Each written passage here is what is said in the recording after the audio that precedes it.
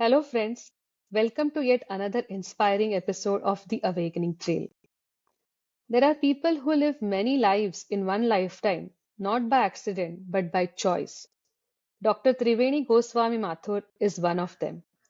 From her early days as an award winning actress in Assam, to her time in journalism, to now shaping minds in academia, she has continually chosen reinvention with intention and grace. She is someone I have personally looked up to, not just for her achievements, but for her courage to walk away from comfort and toward purpose. In today's conversation, we talk about her childhood, the woman who shaped her, her time in the spotlight, and the many meaningful transitions she has made along the way. This is a story of conscious transformation, and I couldn't be more excited to share it with you. So just relax and enjoy the episode.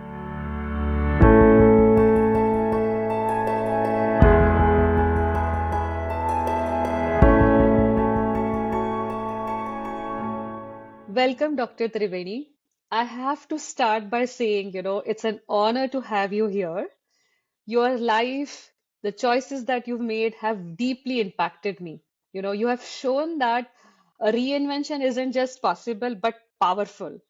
And, I'm so looking forward to exploring the chapters of your incredible journey today.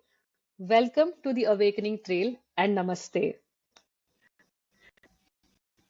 Namaste Priyanka. Thank you so much for having me over.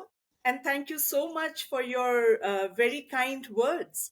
It's also equally nice to see such young people like you take on the unbeaten track. And rightly so.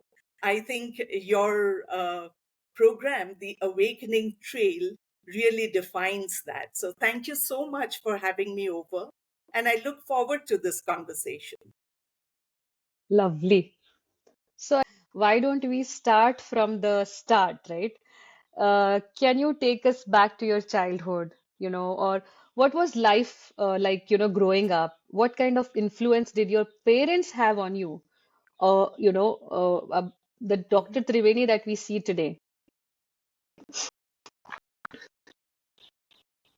I think when you reflect upon your childhood, I imagine all of us draw from the strengths and from the learning that we had. We don't realize it at that time, but as we go ahead in life, we see that these have been the foundations of our life. So if I look back, we were a small family of four. I have a younger sister and my parents. My father was working in the private sector. He was also a political commentator. He used to write political commentary. My mother was a journalist, and as we had had this conversation, she was a leading journalist of her times. In fact, the first reporter of Northeast India on the field. Yeah. She was working for BBC and she was working for other international organizations. So you can imagine that those kind of influences did have a very strong bearing on who I am and how I was shaped. So my childhood was in Guwahati. I am born and brought up in Guwahati in Assam. But the schooling part of my life was in Goa. And interestingly, that period of time was very interesting. When you go back, way back in early 70s, those were very, very um, promising, very nice times, I would say. So in Goa, I grew up there, and then of course back to Guwahati for my college education, and then for masters I came here to Pune. But if I look at some of the key elements of my childhood, I think two very important things shaped me and Mhm. my sister. The ambience in our house was one of free inquiry, one of conversations, debates, lot of reading, because both my parents were in the business of writing, right? They were both writers. So there was a lot of conversation around all of that. But out of these, I think two key takeaways for me have been one, the freedom to question why. Both my parents were very clear when we grew up that don't take anything just lying down.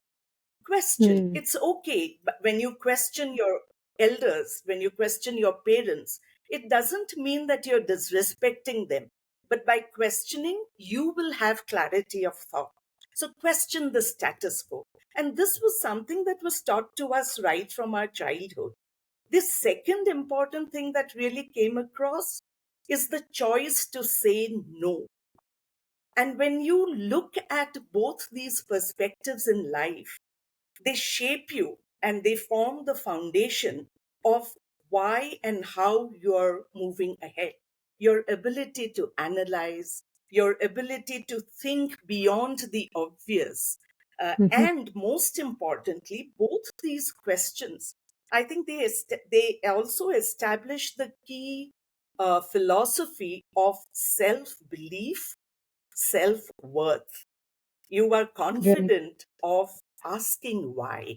So I think overall, when you look at my childhood, we had a brilliant time of conversations, fun, books, creativity.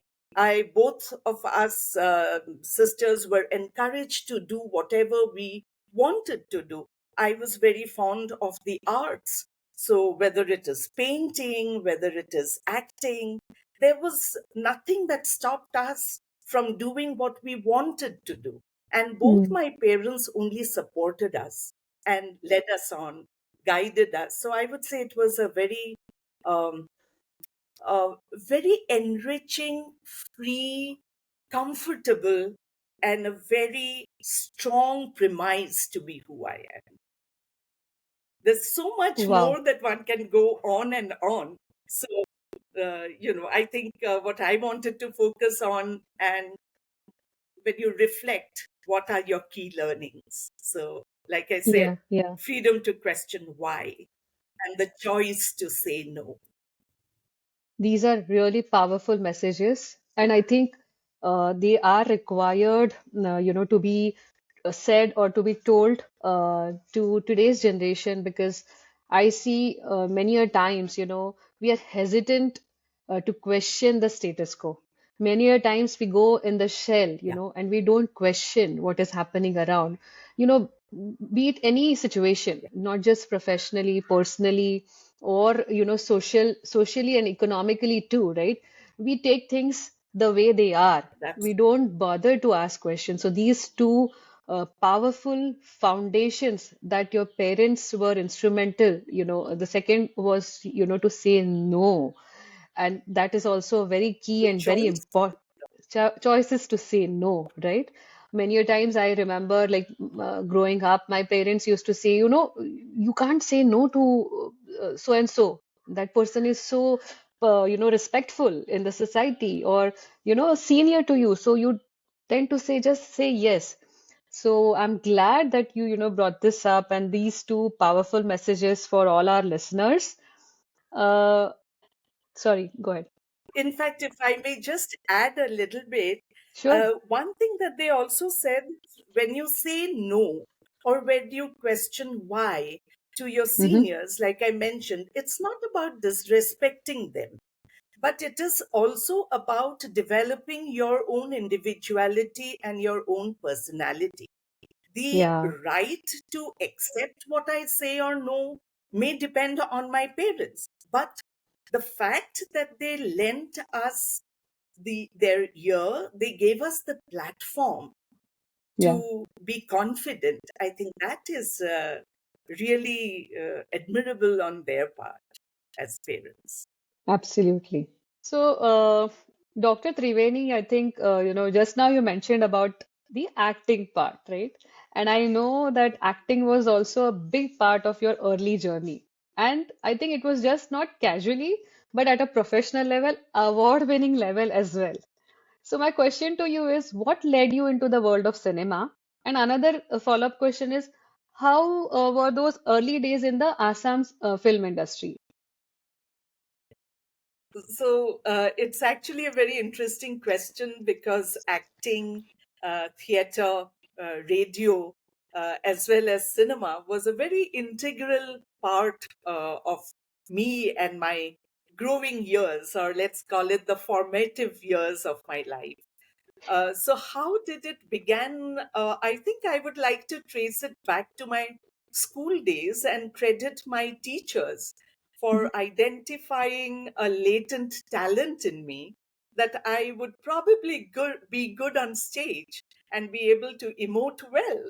So I think I would credit my teachers to sort of take me off that stage fear and place me out there. And like I mentioned earlier, my parents were always very forthcoming in letting us do what we chose to do. So I think that element of support and confidence was a great boost. Yeah. And like most of us in our childhood, we often learn dancing. So I did also learn Manipuri and Bharatnatyam. So somehow the creative world seemed to be part of me, the innate, integral me. Yeah. So I think that is how it happened. So acting became quite a routine on stage from school days onwards. And then when we came back to Guwahati from Goa, I got into a lot of radio plays. I auditioned for radio plays, and I was an A grade radio theatre artist for All India Radio. So I had a Wow. lot of plays running and recording at that time. And I imagine the first director who took me on a stage play, full fledged commercial stage play, would have spotted me there. And so I came onto stage, and then there was no looking back because I did quite a few plays. And like you mentioned, I also happened to win an All India, All Assam theatre competition where I won the Best Actress Award. It was a full fledged theatre festival. And then it moved on to film. So some director, the first director who took me on, would have spotted me on stage, Mhm. and you know, experimented. He experimented with me, and I think I didn't let him down. And so it went on to films then. Mhm. So yes, it was a very, very important part of my, and I also happened to win an award for my film as well, an Eastern India Motion Pictures Best Supporting Actress Award, and even for radio for my role of Desdemona, Othello, Wow. on stage. So there was at that time the art, culture, theater was very, very vibrant in Assam. There was a lot of experimentation that happened. So, for example, in one of our plays, this is Ayn Rand's Night of January 16, where I played the lead role of Karen Andre. It was an Assamese adaptation, and the author wanted it to be a live jury because it's a court drama. And we experimented with a live jury for complete 8 to 10 days, 3 days, three shows per day. Mhm. And so you can imagine the interaction with the audience, the richness of theater at that time. So there would have been definitely certain struggles that most regional theater or regional films do have in terms of finances, etc. But when you're looking at the creativity and audience engagement, those Mhm. were not days of OTT or television to that extent that people would be glued. So audience support and audience participation was very, very strong. So you had people going back from the theater houses without getting a ticket, so they would come back again. Those were the times of really vibrant cinema, vibrant theater, and very, very rich content. Mhm. I would consider myself very lucky to be there at that phase. But Right. like I said, it was always, I never imagined it to be a profession. Although even today I do continue to draw from it and continue to be a voiceover artist or a Okay. script writer. But full-fledged theater or cinema is not something that I do now. Not that I won't. If I get an opportunity, why not? So yeah, apart from this theater, I also indulged and dabbled with a lot of painting. I also had two of my painting exhibitions when I was much younger in college. I still paint on and off. But yeah, so the creative world is a world that gives you a lot of freedom to think, a lot of freedom to experiment, a lot of freedom to explore and know yourself. So that's what I love doing. Wow, so much, you have achieved. And what I really like, when you mention this, you don't want to stop. You still want to, go on exploring and doing. So that is something I really admire about you. And it's an inspiration, Doctor. Every day I get that inspiration. Every time, not every day, every time I talk to you, I get inspired, with the conversations that we have. Uh, The world and life has so much to offer. right. Life has so much to offer. Sometimes you wonder, one life is not enough. So, but at the same time, in one life, you can do as much as you can. Correct, correct. So everything was so flourishing. There was you were gaining a lot of recognition in the industry, winning awards. What made you step away from it? Like, what was going on, when you decided to step away from cinema? Uh, I wouldn't call it stepping away from cinema, but I would Okay. say that cinema or acting was one part of me, but the professional side of me, the want and the desire to be a professional, was not in Mm. the area of theater or acting. It was more leaning towards literature and towards journalism, to be more specific. Okay. Journalism was always at the back of my mind. And that is the reason why my academically also I trained myself towards that. And it is but obvious that one of the core influences and main influences in my life has been my mother. I Yeah. mean, all of us girls do look up to our moms and they do inspire us. I would also say that I looked up to her not just as my mother, but as a very ethically sound, strong professional. And I think that is something that really influenced me because I saw her from very close quarters when she was covering the turbulent Northeast, going to different places, the way she Mm-hmm. would, cover those events, come back. And also, I'm sure my young mind was influenced by the fact that when you show your press card, nobody says no to you, right? You are a press person when you are a Yeah. media person. So I'm sure that also at the back of my impressionable mind, it did play. But on a more Mm-hmm. serious note, I think it was the professional quality that attracted me. Also, I must recall that my mother also brought out a newspaper when I was around class 9, 10, around that time. This was called the Northeast Times. It was then a weekly. Today there is another newspaper by the same name, which is a daily. But what I'm talking about is the one that she edited as uh, the Northeast Times as a weekly. It was the Mm-hmm. first English weekly newspaper that covered the entire, um, the Seven Sisters, as they were called at that time, Yeah. the entire region. Sikkim was then not part of that region. That happened Mm-hmm. later. So, Yeah.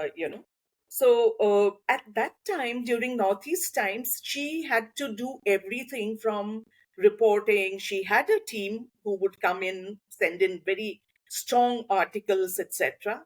But the whole process of bringing out a newspaper right up to distribution is something that I saw right from my childhood school days. So I Mm-hmm. used to accompany her even to distribute the newspaper in bus stops or in railway stations. You had those A.H. Wheeler, that used Hmm. to distribute books and newspapers. So Yeah. I've done that going along with her. So this whole process was something that I have been exposed to. So it did attract me and it shaped me towards journalism. And then I came to Pune in 1985 for my master's in English. That, again, I must say, was a very brave move by my parents. Those were not days of the mobile phone when your Yeah. parents helicopter monitor you all the time. We came all the way from Assam to Pune. And I came for my master's in English. And then I moved on to doing my journalism from Pune University, Department of Communication and Journalism. So it was, I think, a very well thought out career path for me to move into media. In And fact, glad.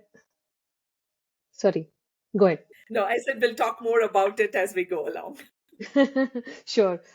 In fact, I was going to bring up, I was going to ask you about your mother because she has been, a great influence, and you have rightly, mentioned, you've already covered it. Let's now move to the next chapter of your life, journalism. You were part of some great media houses after moving to Pune, so when you look back, right? What moments really stand out to you from your time in journalism? So after my journalism course in Pune University, I joined Indian Express as a trainee journalist and then moved on to the Press Trust of India. And I was posted in Guwahati. My first posting was in Guwahati. And it made sense to go back home and work there. Here it became even more exciting because, come to think of it, my mother and I were the first mother daughter duo of those times in field reporting. So we used to go cover assignments, she for BBC, and I would go for PTI. So it was also on the job learning. At the same time, we Yeah. were competitors professionally. So Wow. there was a lot of learning even there, right? Right. So Right. when you look at what stands out, personally, I would say this is one moment that is always etched in my mind, Mm. that to be able to go on professional assignments with your mother as her colleague, Mm. competitor, and Yeah. as her student also, right? So Yeah. it was Yeah. all put together. But in terms of my independent professional career as a journalist, there are quite a few incidents that do stand out. But out of those, I would like to mention a couple of them. One was the Bodo conflict. You would have heard of the Bodo agitation at that time. It was an ethnic strife. And we had both of us, my mother and I, we were both part of the media team, and we had gone covering that conflict area. And there was one point of time when a country bomb was lobbed at us, Oh. and we escaped that. So that was probably my first encounter with the fact that field journalism comes with its risks as well. But Yeah. one of the lessons, again, that really stands out for me as a career person, or as a working professional, my mother used to always say that when you take up a profession, enter the profession as a professional. Here, Mm. it is not because of your gender that you are there. It is because you are a professional that you are there. So, Mm-hmm. whatever comes with the profession, whether it is risk taking or facing challenges, you will face it as a professional. Lovely. It's Imagine such a this, powerful message. imagine the message that comes Yeah. in. And to be a woman field journalist, even today, there are challenges for women in the field of journalism, right? Yeah. But I'm Yeah. talking about people, women like her, who have been trendsetters because of Yeah. who people like us could walk that path. right? Yeah. So that was one very interesting thing. The other that stands out for me is a very, very engaging one on one conversation with the great JRD Tata. I will never Okay. ever forget that interaction with him. This was an event in Pune, and it was soon after his Bharat Ratna, and he had come. And I was still a young reporter, so I had all that excitement of meeting JRD Tata. But I wanted to get something exclusive from him, something more than just the event.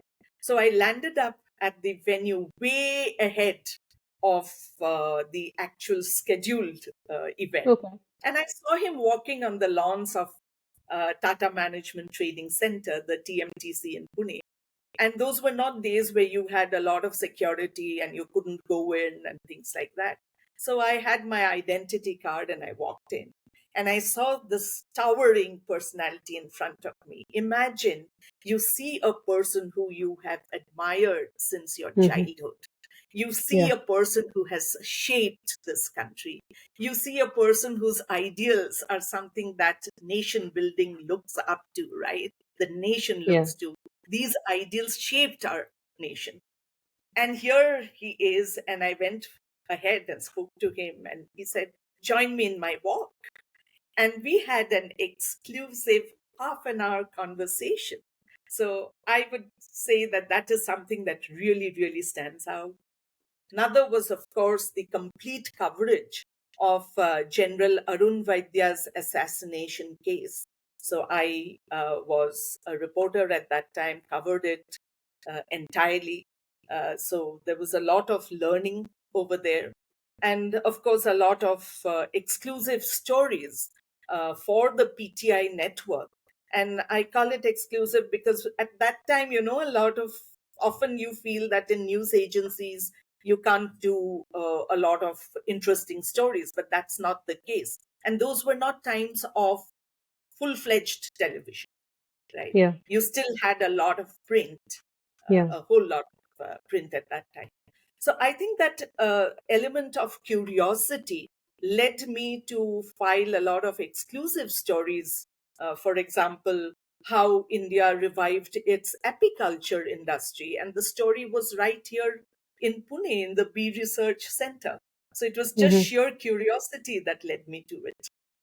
Yeah. So yeah, it's been very, very exciting, interesting journalistic times. I do miss him a lot, field reporting, but I Yeah. also know that there is a lot from there that I do apply even today in my academics.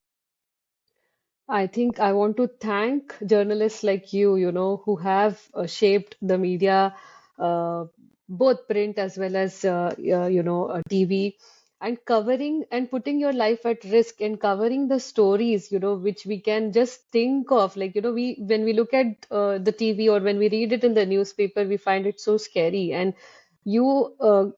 people like you going there on the field, or like your mother showing so much of dedication. And I really like the way she said, keep aside the gender.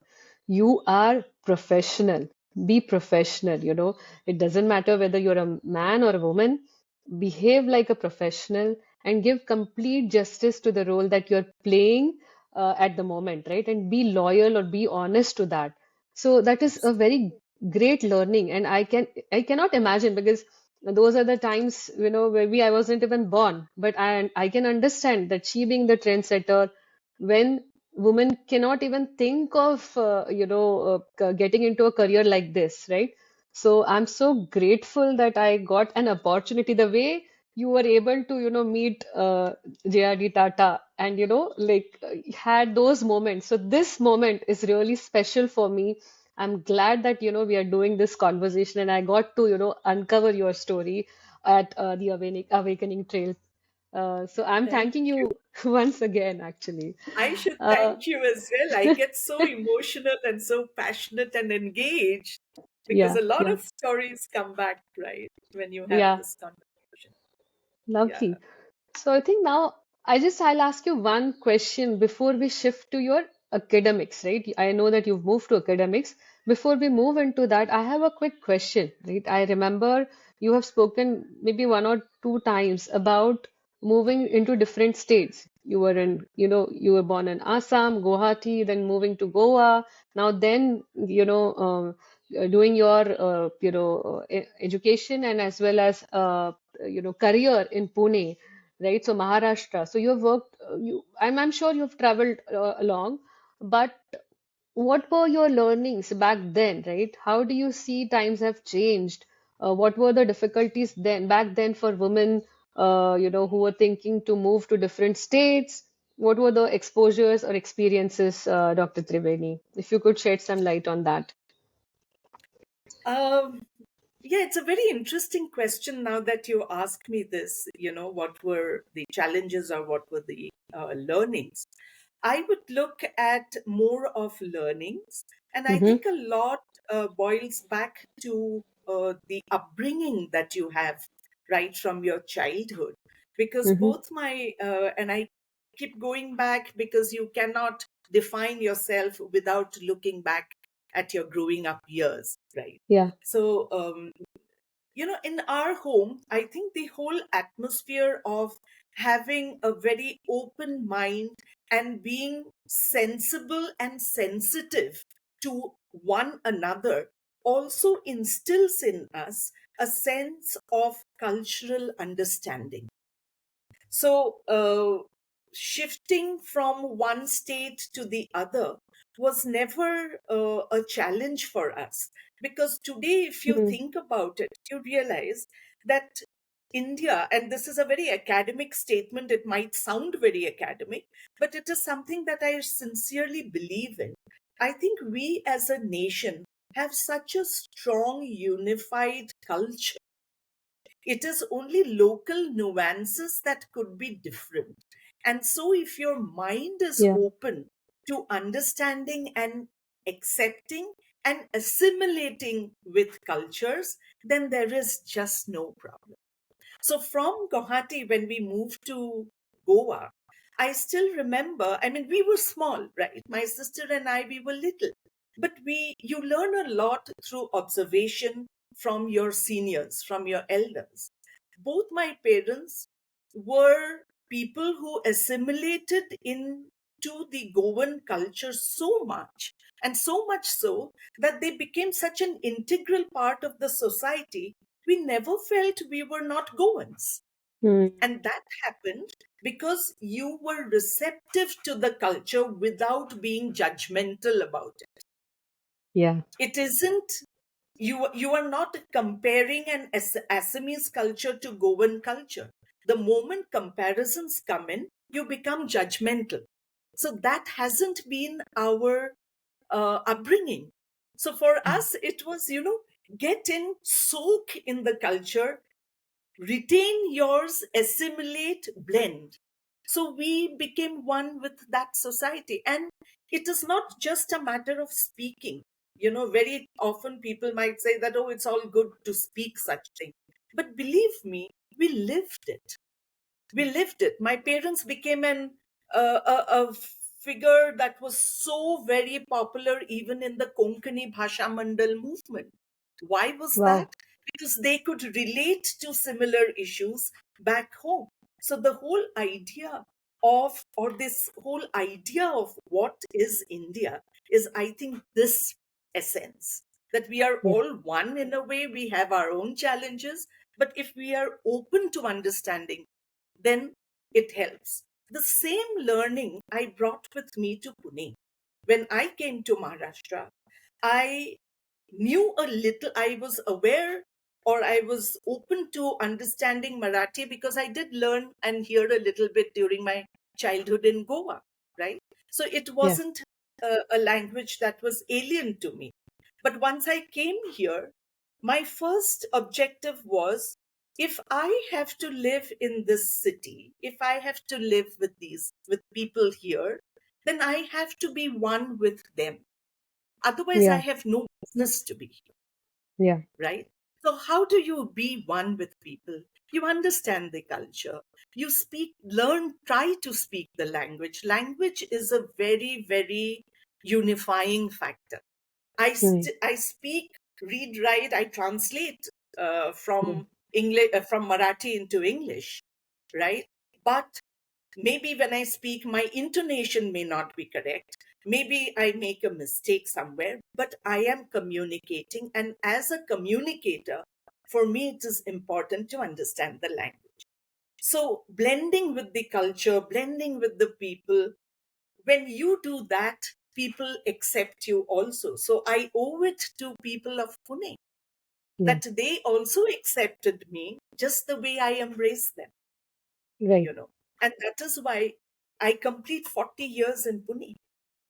Wonderful. This June, I'm 40 years in Pune. And I think this is where we are truly, in essence, an Indian.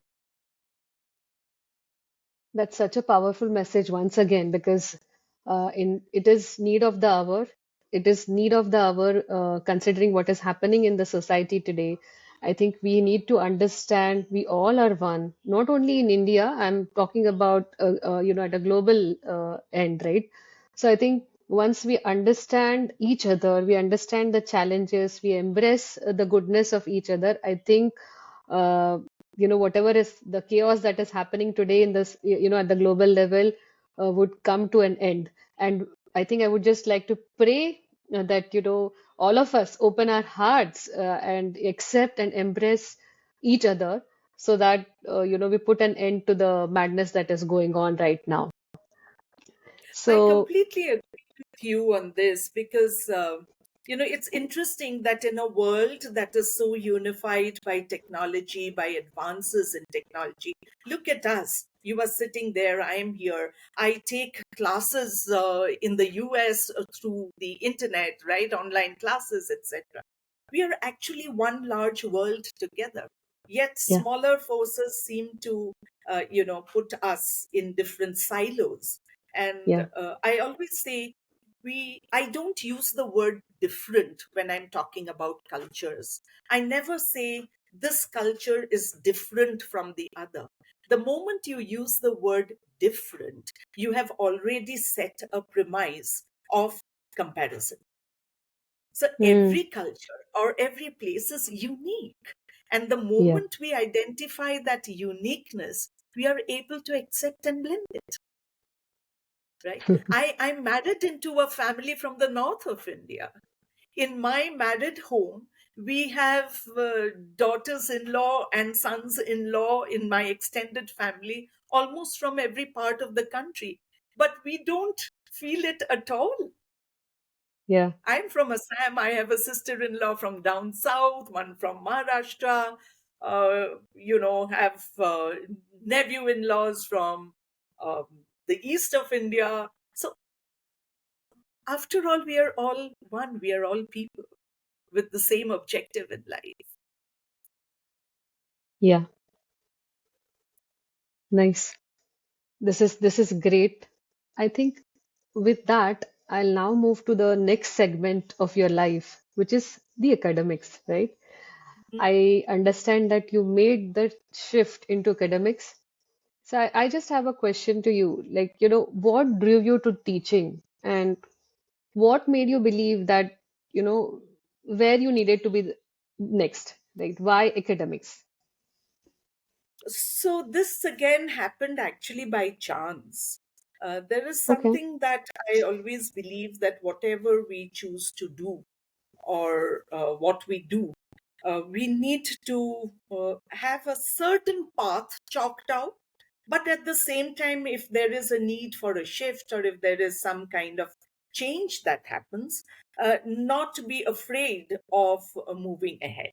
So would not call it a shift. I would call it a transition uh, okay, from uh, from journalism into academics. This actually began with my professor of English, late Dr. Sudhakar Pandey. He was head of the Department of English in Pune University. And Dr. Pandey always thought that I would make a good teacher. And so after my MA, he wanted me to be a teacher. And I said, no, I'm going to be a journalist. mhm, So I went into journalism, as I told you. And in fact, even during my journalism days, um, I was always looking at upskilling or keeping myself relevant to the times. And that is something that is always very, very essential. Today, we talk a lot about skilling, but it's important to always upgrade oneself and be in tune with the times. So Dr. Pandey invited me over for a guest lecture. And I believe the feedback from the students was very good. So he said, you should get into teaching. I was still not too keen. Meanwhile, I did get a couple of more guest lecture sessions. In fact, it also began with, at that time when Symbiosis just started their media school. Even then, I was invited as a guest lecturer. So it began, and I thought that this is something that I enjoy. And incidentally, it was also a time when, and then I thought of doing my PhD. So I said, why not explore, research? So what happened was around that time, even my child was growing up.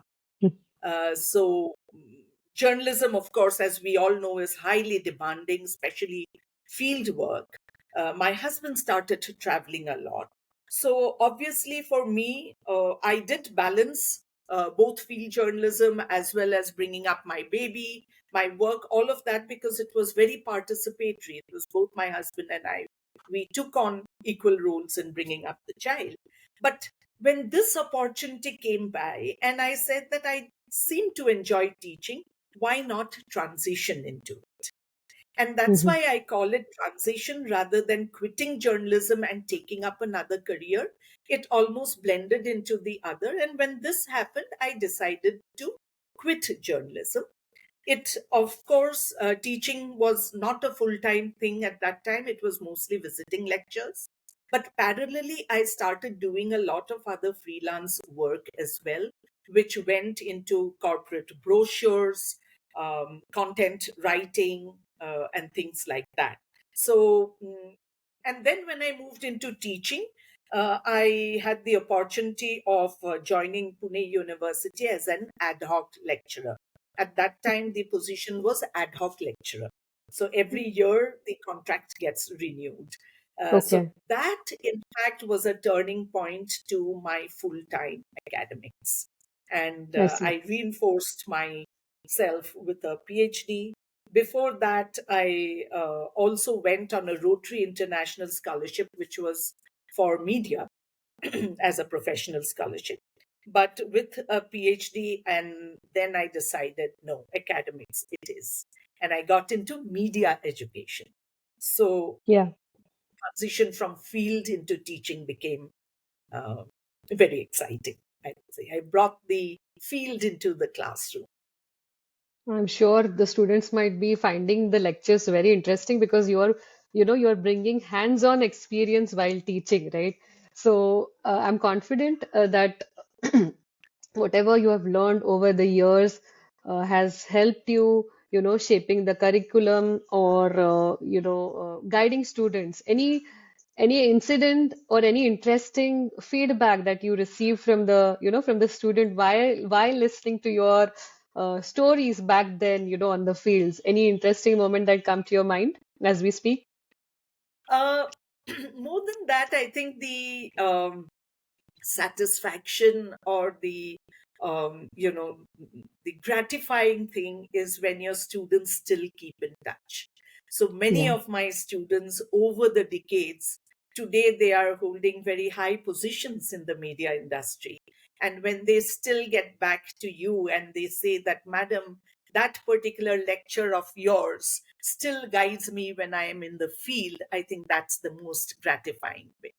And I should say that I have been privileged to have very good students over these decades of my teaching, and almost quite a handful of them still keep in touch. When I see them do so well in their career, it is very fulfilling.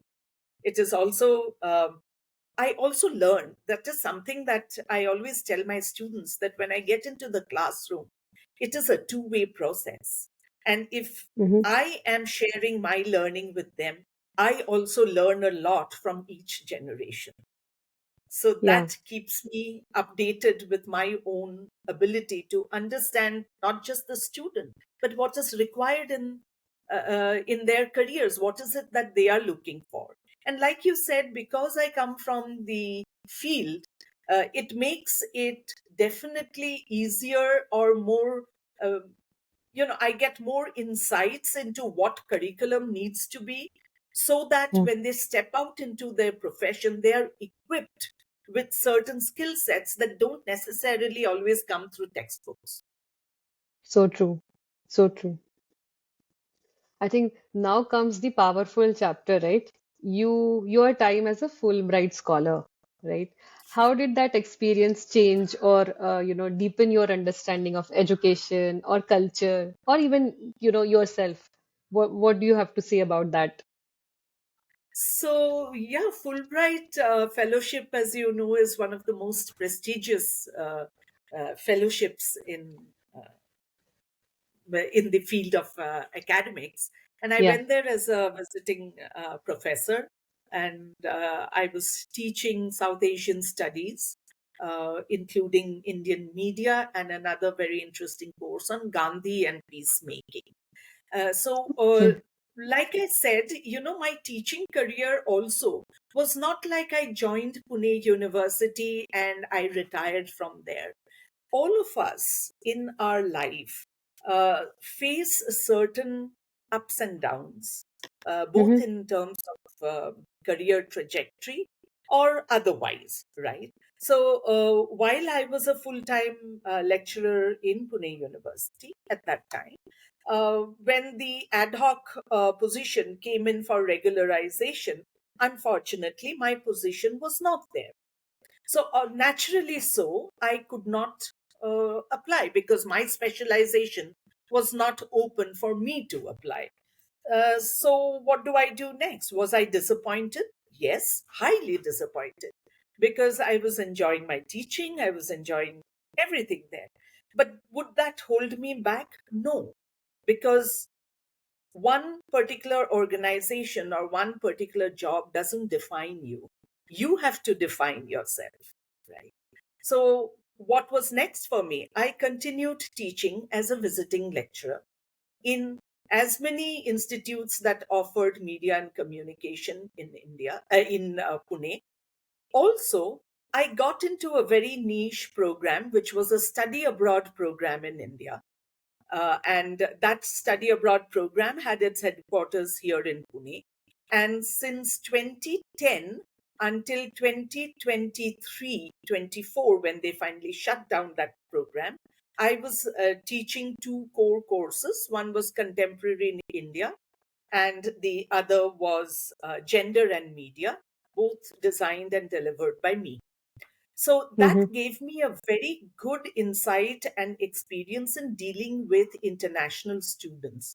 These were students from US universities who came here. And mind you, these were all Ivy League students. So Yeah. teaching them was a huge learning for me as well. And at the same time, being able to show them what is India through the lens of academics was equally enriching. So, what happened is when I applied for my Fulbright Fellowship, interestingly, at that time, I was not affiliated to any one institution. Mm-hmm. I was a full time visiting faculty. Let me put it. Wow. So even in the interview, they were rather they did mention that you are not associated with any one institute, but you are a visiting faculty for so many years. So this again reinforces the fact that if you are convinced and if you do your job well, then there are opportunities, and Fulbright was such an opportunity for me. And so when you go out, you do understand that you are not just an academic ambassador, but you are also a cultural ambassador of your own nation. So Mm. the Fulbright experience also helped me understand that one needs to know your own country very well to be able to represent your country as an academic ambassador elsewhere. So I think Right. this whole career journey of mine, right from my childhood through education, through journalism, and experiencing your own nation, uh, did give me that impetus. And so when I went to the US, teaching there gave me insights into the academic structure, into academic inquiry, particularly the freedom that I talk about, the classrooms. The classrooms were the greatest learning.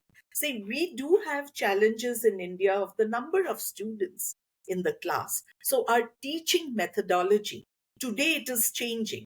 Today it has Yeah. undergone a vast change, right? Or it Yeah. will with the NEP, it will be even more exciting once it Yeah. gets implemented throughout. But key difference that you found was A, classroom size, two, was the conduct of classes there.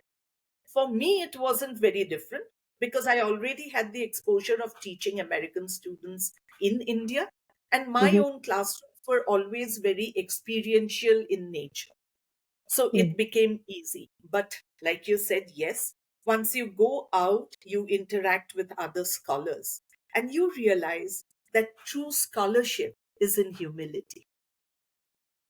And this is something that you see very closely outside. You have amazing scholars there. I'll give you an example. One of the professors there, he is a well known name in the area of peace studies. And Mm-hmm. I was teaching a course in philosophy called Gandhi and Peacemaking. And this Yeah. professor told me that I will sit in your class as a humble student because I would like to understand this subject from the lens of an Indian academic.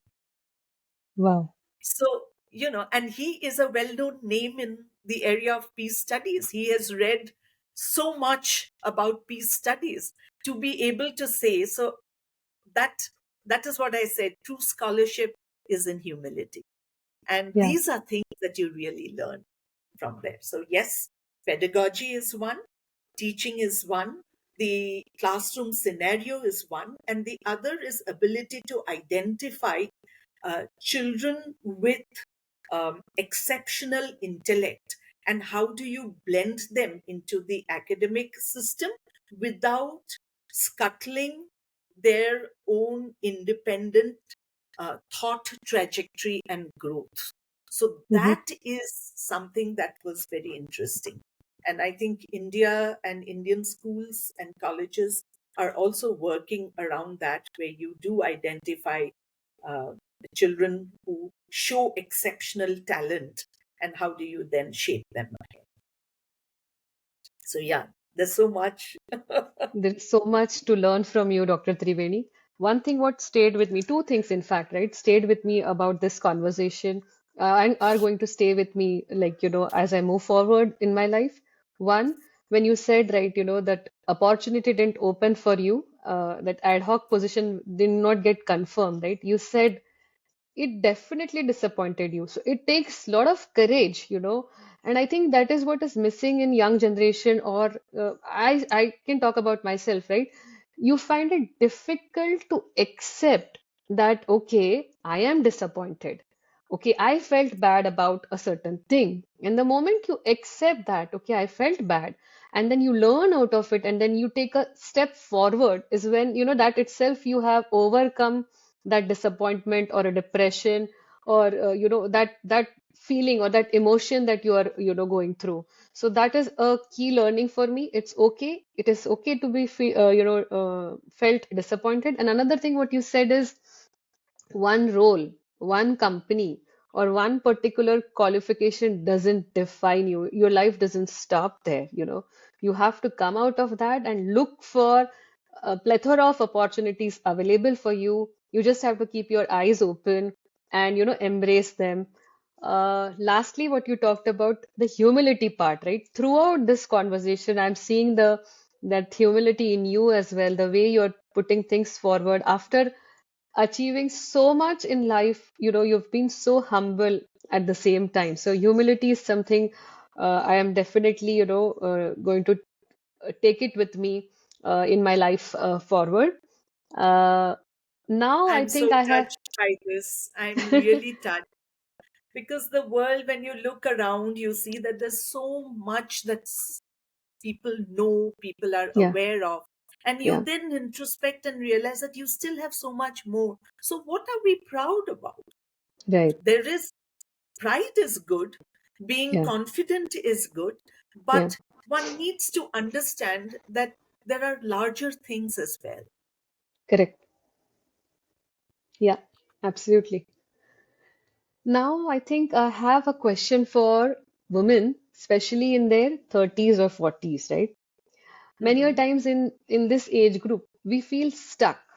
We feel after um serving something like, or achieving certain things, we don't feel like achieving anything further, right?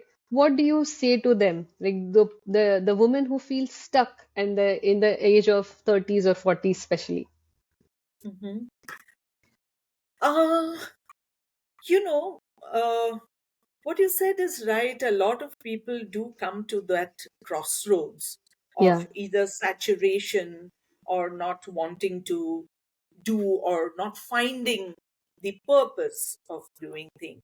If I reflect upon what I have been doing, or how I have taken ahead until now, and I continue to do Yeah. it, is one important thing is always try to I wouldn't say reinvent, but see and identify your strengths, your capabilities, and keep building upon it.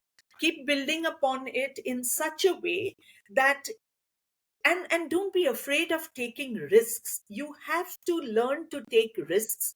Don't be afraid of the uncertain, because challenges will be there no matter what. Nothing in life is just smooth. Imagine how boring it would be Yeah. if everything is just laid Yeah. out for you, Yeah. right? Things would be very boring. But do you want challenges all the time? You don't.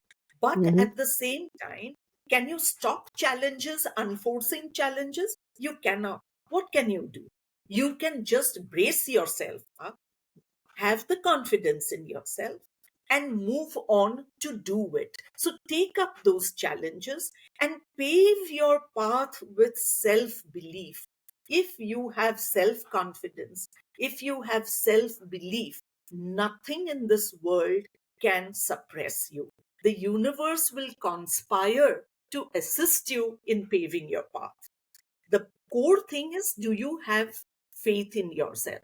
And one of the most difficult things in life is self motivation. You attend umpteen motivational lectures. Nobody can motivate you till you motivate yourself. And draw from that lesson. Was I disappointed when I didn't wasn't able to continue that job? Of course, I was disappointed. I could have, and it was in my 30s. It was Hmm. exactly the age group that you are saying. What would have happened if I had said, oh my God, I don't have this job? What do I do? Am I at fault? No, I am not at fault. I have my strengths. So you find your way. So, self motivation is something that all of us need to work upon ourselves. Motivational lectures, motivational sessions, so how to do books, DIY books, all of that is fine.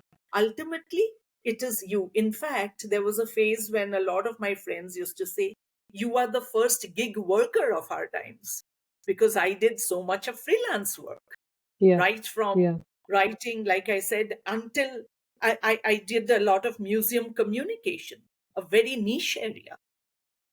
Okay. So if you have the skills, if you have the talent, you need to push yourself and find your way. You cannot be sedate. Hmm. You cannot be sedate. So the lesson, it is not a lesson today's generation, or why today's generation, we also didn't like to be talked to. We always liked being talked with, right? So I Yeah. won't call it an advice or anything, but I would say that don't be afraid of the uncertain, don't be afraid of failure. And the third But most important thing, remember, none of these incidents define you. You have to define yourself. So push, move, pave your way, and enjoy life. Life has a lot to offer. You cannot hang your boots so easily. You have to Wow. contribute to life. Life has given us a lot. What have we given life? It's what we do is what we give life. So much learning with so much grace and, so many powerful messages, Dr. Triveni. I enjoyed this entire conversation with you. And with this, we are coming to the close of this episode. And I would like to thank you from bottom of my heart, to Thank gracing our episode by your valuable inputs and insights. Thank you so much. Thank you so much, Priyanka. Thanks a lot. And once again, I think, like to conclude with, I love the name of your program, The Awakening Trail.